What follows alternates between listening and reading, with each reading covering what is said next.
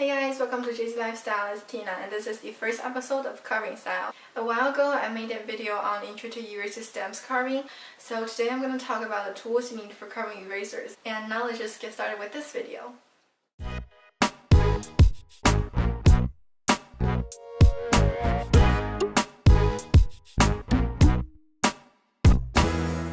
As a carver, obviously you're gonna need a good knife. So I always say that the carver doesn't choose the knife chooses the carver.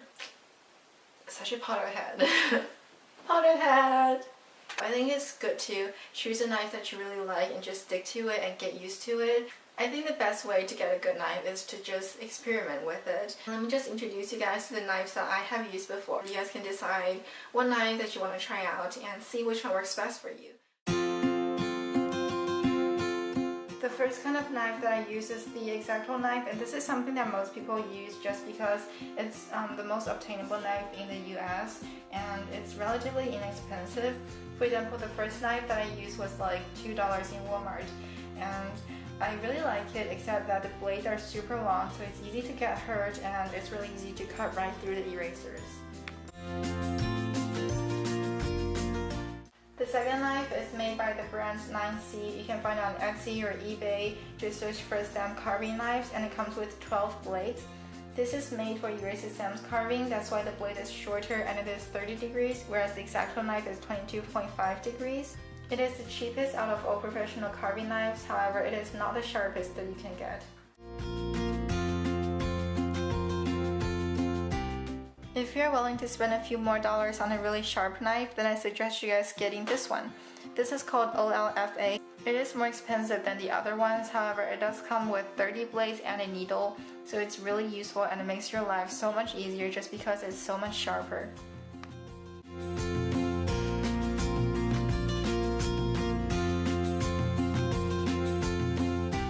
Next, I'm going to show you guys the two cutters that are not typical carving knives, but I think would be really useful when you're carving eraser stamps. The first one is what I call the round knife. I don't know what the professional name is, but you can basically find it in a set of 4 or 6 on Etsy. Also search for eraser stamps carving knives. This is really helpful if you want to carve out the edges of the eraser stamps. The second one is just any cutter that you have, and this will be useful for cutting out your stamps out of this huge block of erasers.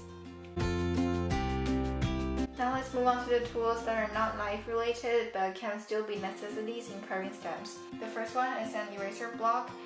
You can find this online. It's professionally made for carving stamps, so it's quite different from normal erasers. And you're also going to need pencil and eraser that's actually for erasing and some parchment paper.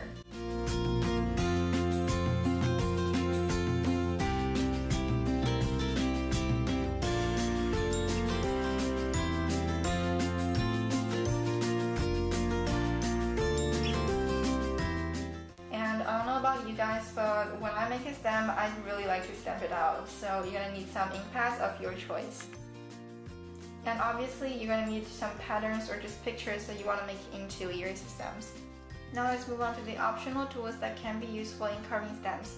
The first one is a nail file. You can use it for filing down the edges of the stamps and make it nice and smooth.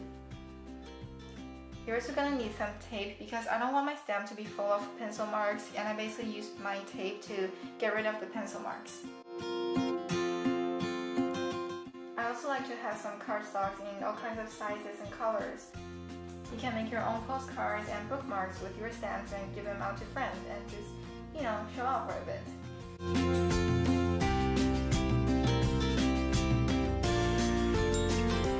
I also like to use acrylic board. You basically just put water on it and your stamp sticks onto it and you can use it as a handle. The last thing I highly recommend you guys getting is a cutting mat because you really want to protect your dust cloth. So this is a really big A3 mat that I got, and it's super useful when I'm carving stamps. So that's basically it for this video. I hope you guys found it helpful. In the future, I'm going to talk more about eraser stamps, so I'll see you guys next time. Bye!